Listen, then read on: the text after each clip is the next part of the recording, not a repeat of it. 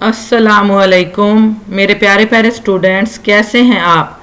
Hope you are best with health and ईमान।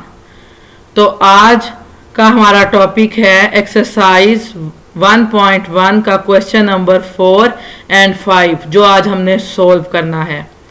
मेरी previous video में हमने क्वेश्चन नंबर 3 को सोल्व किया था। आज हम question number 4 and question number 5 को सोल्व करेंगे। क्वेश्चन नंबर 4 में जैसा कि उन्होंने कहा है, right the following statements into the symbolic form. ये जो स्टेटमेंट्स दी हुई हैं इन्होंने हमें एक सेंटेंस की फॉर्म में सारे पार्ट्स दिए हुए हैं, इनको उन्होंने कहा है कि सिंबॉलिक फॉर्म में राइट करें। सिंबॉलिक का क्या मीनिंग है कि सिंबल की फॉर्म में राइट करें। ये जो स्टेटमेंट्स हैं इनको मैथमेटिक लैंग्वेज में कन्वर्ट करें, मीन्स के सिंबॉलिक फॉर्म में राइट करें, इनको सिंबल की फॉर्म में लिखें। अब ये देखें, जैसा कि फर्स्ट वाला है अलामत के तौर पे इनको जाहिर करें। अब ये देखें, फर्स्ट वाला है 0 is an element of the set W। 0 जो है वो सेट W का एलिमेंट है। इज एन एलिमेंट ऑफ, ये देखें आपने इस पॉइंट को माइंड में रखना है, इज एन एलिमेंट ऑफ। इसको मैं मेंशन कर देती हूं, अंडरलाइन कर देती हूं, इज एन एलिमेंट ऑफ। ये देखें, इज एन एलिमेंट ऑफ, ये बात। सेकंड में Lahore is a member of the set, is a member of the set P। 1 is not an element of the set, ठीक है, इज नॉट इसमें use हो गया। नेक्स्ट है डज नॉट बिलोंग टू, उससे नेक्स्ट है इज एन एलिमेंट ऑफ, उससे next है O बिलोंग्स टू, नेक्स्ट है C is not an element, mango is not the member of, 5 is an element of, 4 is not the element of. अब ये सब कुछ मेरा अंडरलाइन करने का मकसद ये है कि इसमें देखें जिन जिन को मैंने वर्ड्स को अंडरलाइन किया, is an element, is a member of, is not the element, does not belong, is an element, belong to, is not an element, ये सारा जो मैंने अंडरलाइन किया, ये अंडरलाइन करने का मकसद ये है कि मैं आपको इस बात को एक्सप्लेन कर सकूं कि हमने जब इस चैप्टर का, इस यूनिट का इंट्रो लिया था तो उसमें हमने ये स्टेटमेंट सुनी थी, is an element of, belongs to, does not belongs to, is not element। तो ये बात अगेन रिपीट हो रही है इस क्वेश्चन में।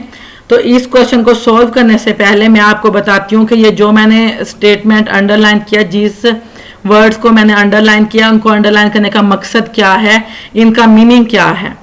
तो ये देखें यहाँ पर, अगर हम इस एग्जाम्पल को देखें, set of pets, A is equal to cow horse गोट।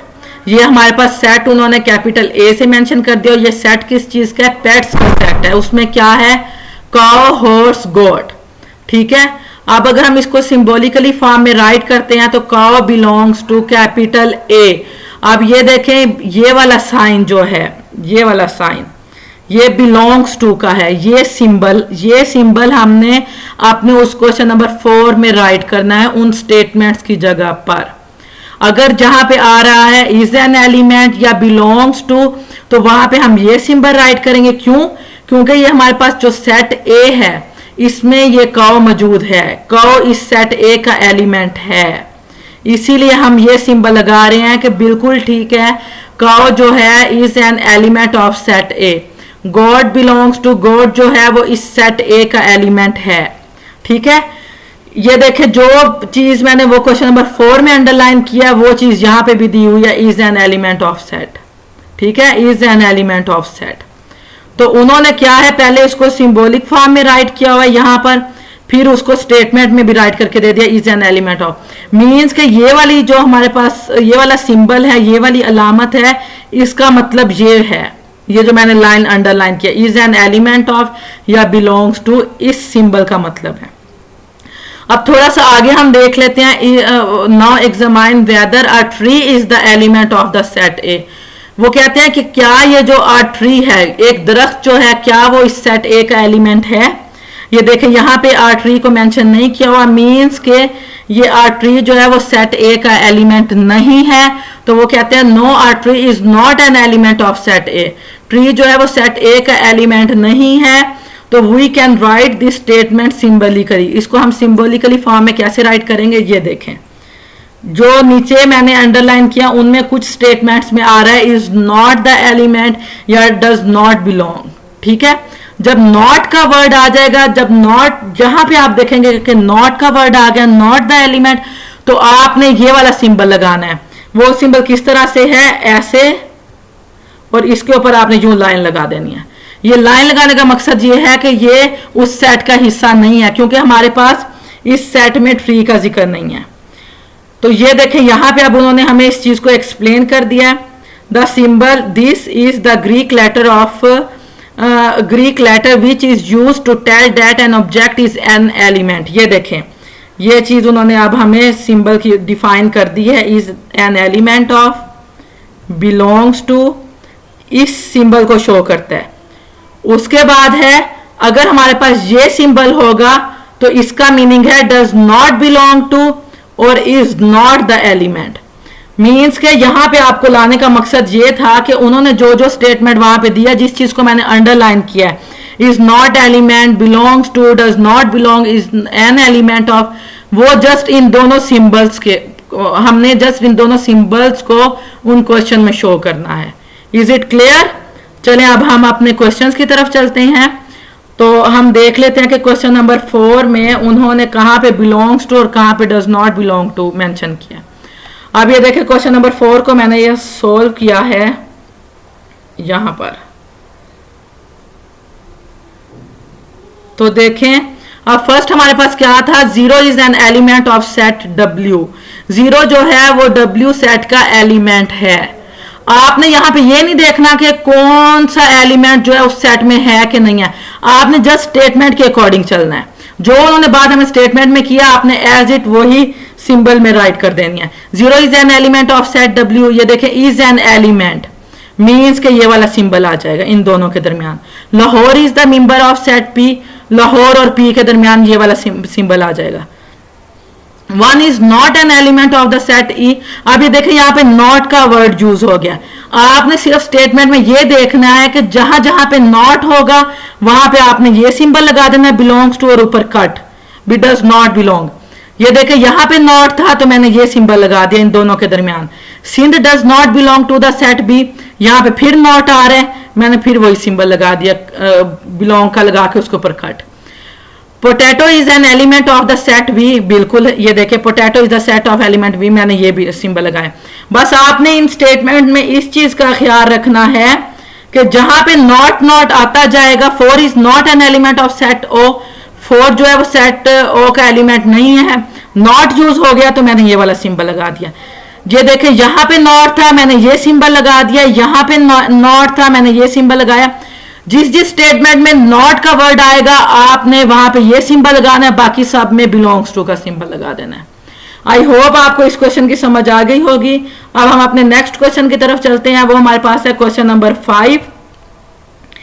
वो क्या कह रहे हैं, which of the following collections are not set and why, कि दी गई कलेक्शंस जो हैं वो उनमें से कौन से सेट नहीं है और उनकी रीजन क्या है। ये देखें अब सबसे पहले क्या है, आ सेट है हमारे पास, एक कैपिटल A में उसे मेंशन किया हुआ है, उसमें हमारे पास एलिमेंट हैं BAN के। ये देखें मैंने आपको अपने एक प्रीवियस लेक्चर में बताया था कि जब भी एक वर्ड हमारे पास था, मैं आपको पीछे एक्सप्लेन करती हूँ, एक जब हमने सेट की डेफिनेशन की थी तो एक वर्ड हमारे पास डिस्टिंक्ट था और एक था वेल डिफाइंड। तो डिस्टिंक्ट में उन्होंने क्या हमें कहा था कि ऐसी चीज जो अगेन एंड अगेन रिपीट ना हो। वेल डिफाइंड में क्या था, ये देखें वेल डिफाइंड में था कि हमें किसी ना किसी स्पेसिफिक प्रॉपर्टी की जरूरत होती है किसी भी चीज को एक्सप्लेन करने के लिए। और डिस्टिंक्ट में हमें क्या कहा गया था कि सेम ऑब्जेक्ट, एक जैसे लेटर, एक जैसी चीज जो है वो किसी भी सेट में बार बार रिपीट नहीं होगी। जैसे ये देखें स्मॉल की एग्जांपल दी हुई है SMAL, वैसे तो SMALL स्मॉल होता है, लेकिन अगर हम इसको 1 टाइम L राइट करेंगे तो ये सेट होगा, और अगर हम 2 टाइम L राइट कर देंगे तो ये सेट नहीं होगा। जैसे SMALL स्मॉल, 2 टाइम L आ रहा है तो अगर हम 2 टाइम L राइट कर देंगे तो वो सेट नहीं बनेगा। इसी तरह से बुक, BOOK बुक, अगर हम O जो है वो 2 टाइम राइट कर देंगे तो वो सेट नहीं होगा, वो डिस्टिंक्ट मीन में नहीं आएगा, वो इस प्रॉपर्टी को फॉलो नहीं करेगा। तो इसीलिए हम BOK लिख देंगे तो वो तो ठीक है, लेकिन आपको पता है बुक के स्पेल होते हैं BOOK, तो हम 2 टाइम्स जब O आ रहा है इसमें 2 टाइम वो लेटर यूज हो रहा है तो वो सेट कभी भी नहीं बनेगा। डिस्टिंक्ट का मतलब ये होता है डेफिनेशन के अकॉर्डिंग, डिस्टिंक्ट का मीनिंग ये होता है कि कोई भी लेटर या कोई भी ऑब्जेक्ट उस सेट में appear more than once, not appear more than once, दूसरी दफा रिपीट ना हो। ठीक है, अब अगर हम अपने क्वेश्चन की तरफ चलते हैं तो ये डिस्टिंक्ट का उन्होंने मीन बताया, क्योंकि हमारे सेट की डेफिनेशन में था कि कोई भी सेट तब सेट होगा कि उसमें जो भी ऑब्जेक्ट है वो डिस्टिंक्ट हो और वेल डिफाइंड हो। डिस्टिंक्ट मीन्स कि वो दोबारा रिपीट ना हो रहा हो, अगर वो दोबारा रिपीट हो रहा होगा कोई भी लेटर या ऑब्जेक्ट तो वो हमारे पास सेट नहीं बनेगा। तो अब अगर हम अपने क्वेश्चन नंबर 4 को देख लेते 5 को देखते हैं तो अब इसमें ये देखें A = BANK बैंक, इसमें कोई भी लेटर अगेन रिपीट नहीं हो रहा, कोई भी ऑब्जेक्ट, तो मीन्स के ये सेट होगा। ठीक है ना। B वाला क्या है 2 4 6 8, ये भी सेट होगा। मैं इनके आगे यस लिख देती हूं, ये सेट होगा यस। ये B जो है ये भी सेट होगा, बिल्कुल होगा।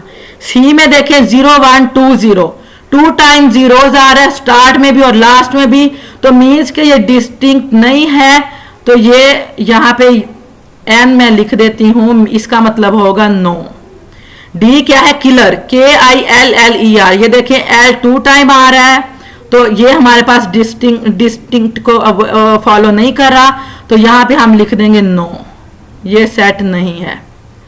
थर्ड में देखें LEGAL लीगल, स्टार्ट में भी L है लास्ट में भी L है, इसमें भी लेटर 2 टाइम रिपीट हो रहा है, तो ये भी हमारे पास सेट नहीं है।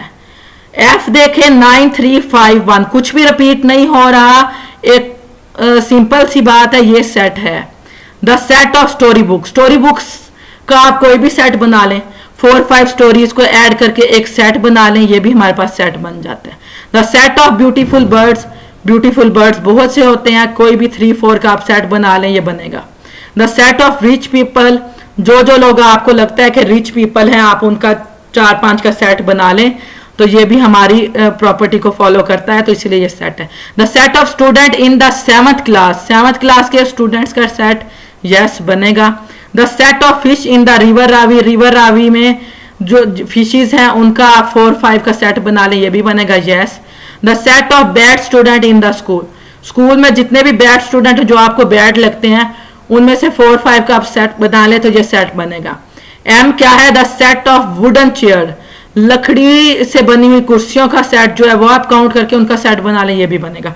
जस्ट हमारे पास ये C D और E जो हैं ये सेट नहीं होंगे क्योंकि ये डिस्टिंक्ट नहीं है।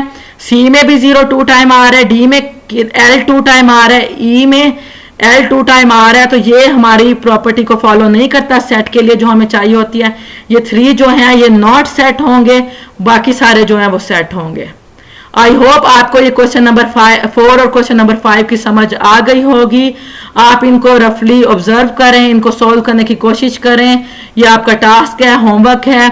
अगर फिर भी आपको समझ नहीं आती तो आप मुझसे डिस्कस करें विदाउट एनी टेंशन, मैं आपको फुली गाइड करूंगी। दुआ में याद रखिएगा। Best of luck students, Allah Hafiz.